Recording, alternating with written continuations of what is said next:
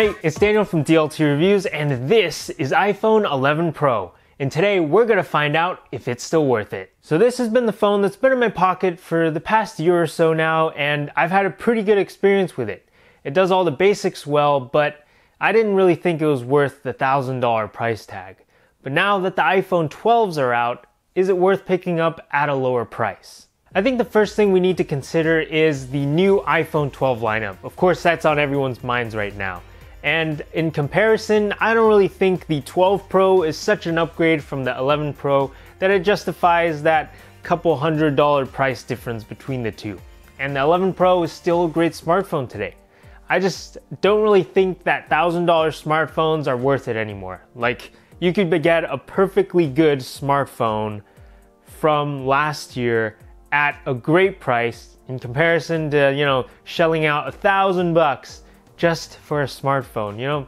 I don't think it's worth it. Okay, so now that we got that out of the way, let's talk about the phone's design. And there's not much of a story here. It's basically the same thing as iPhone 10 and 10s. It's just that it has a frosted glass back, which if you don't use a case is really amazing because you don't get any of those fingerprints anymore, and it's harder to slide off of any surface. But I guess if you're using a case, it doesn't really matter. Also, it has this wacky camera bump, which was memed a lot last year, and it kind of looks like a boba phone in my color, but it's just there. I guess it's normalized now. It doesn't look as weird because all the iPhone 12s also have it. So yeah, that's about it for the design. Moving on to the display, this phone has a 5.8-inch OLED display, and that means you get those nice inky blacks and the very nice punchy colors that you can expect from an OLED display.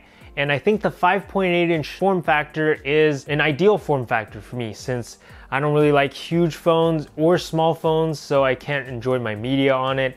I do like one-handed devices though still, so the iPhone 11 Pro is a perfect size in that regard.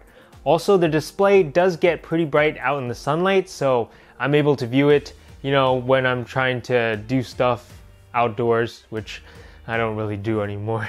And also at night, it does get pretty dim, so it doesn't destroy your eyeballs when you're trying to watch videos in pitch black scenarios. You're not really going to notice much of a difference between this display and the displays on the iPhone 10 and 10s and even 12, because they're all pretty much the same thing. It does have slightly different colors, but you're not really going to notice that anyways unless you're looking at them side by side. So this is a very nice display in the end, and if you're coming from an LCD display like on iPhone XR, iPhone 11, or iPhone 8 and older, this will be a very nice upgrade since you are upgrading from LCD to OLED. Those are two very different technologies, and OLEDs just look much better. Next, I'm going to talk about the cameras. And cameras on the iPhone 11 Pro are very good and still hold up today. Obviously, they don't have some of the new features on iPhone 12 and 12 Pro, and pictures and videos aren't as nice, but I still do think they take very nice pictures nonetheless, and also very nice videos. So let's talk about that. One of the cool things about iPhone 11 Pro's camera system is its versatility.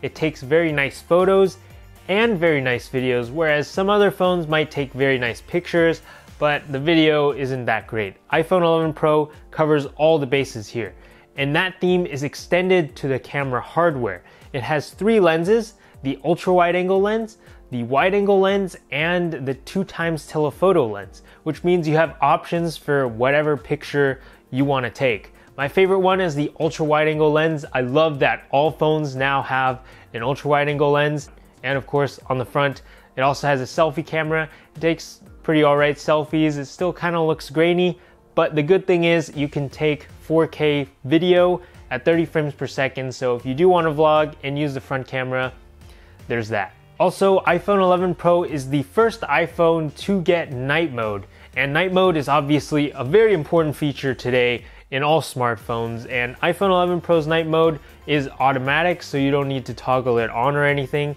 If the subject is too dark, it just turns on night mode, and it takes a little bit more time to process, but the results are pretty good as well. I think this phone still does a good job. So now I'm gonna shift gears into battery life. And battery life is usually what takes a hit on the smaller form factor smartphone when there's a normal phone and a plus sized phone.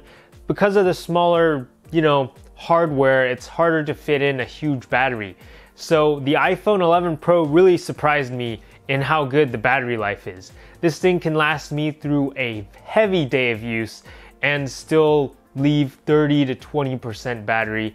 In a normal day, it probably leaves me 40% battery at the end of the day. So I think that's just amazing. Out of a smartphone that's this size, it just really surprised me how good this is. Apple actually made the phone thicker than previous generation iPhones to put a bigger battery in. That just blew my mind when I heard of it.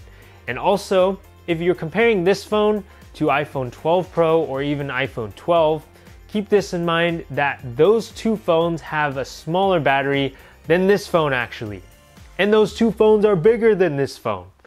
And because those two phones have the 5G modem inside, that sucks up a lot of battery, so you're probably going to get much better battery life with this phone despite it being smaller than those two phones. So if you're trying to compare the two and see if you should spend more money on those phones and you want to keep a budget in mind, iPhone 11 Pro is going to do you just fine. Alright, let's finally move on to the phone's performance. Performance on iPhone 11 Pro is pretty speedy, it opens everything up fast, there's not much hiccups around the OS, and given that it's using Apple Silicon and it's an iPhone, it's just one of the fastest phones on the market. But nowadays, all phones are pretty amazing. They all perform really well and they can all last a very long time. So I wouldn't really care much about the performance since they're all great nowadays. And especially given Apple's track records with software updates, you can expect to use this phone for a very long time. And now that I've gone over my experiences with iPhone 11 Pro, is this phone still worth it? And given that this phone is discounted everywhere now and you can pick one up for a good price used, I think this is a great alternative to the iPhone 12 and 12 Pro if you're looking for a cheaper option, but you still want a solid smartphone. The only problem is this phone doesn't have 5G compared to those phones, but you know what? 5G really doesn't matter right now. I have tested 5G and honestly, depending on where you live, you're probably not going to see much of a difference for now. Maybe in a couple years after the carriers have finished improving their 5G networks and finished building them out. But right now, it's basically a beta test. It depends on where you live. And the crazy fast speeds you see with millimeter wave, you're not really going to be able to use that much anyways if you are even close to a place where they have millimeter wave signal. So given that, iPhone 11 Pro is still a solid option. If you want to check one of these out, I'll have a link in the description below. It'll be an Amazon affiliate link, so it gives us a little bit kickback to support the channel. Anyways guys, if you like this video, please hit that subscribe button down below and the notification bell icon to see more videos like this one. And that's about it. Thank you very much for watching. I hope to see you in the next one. Peace.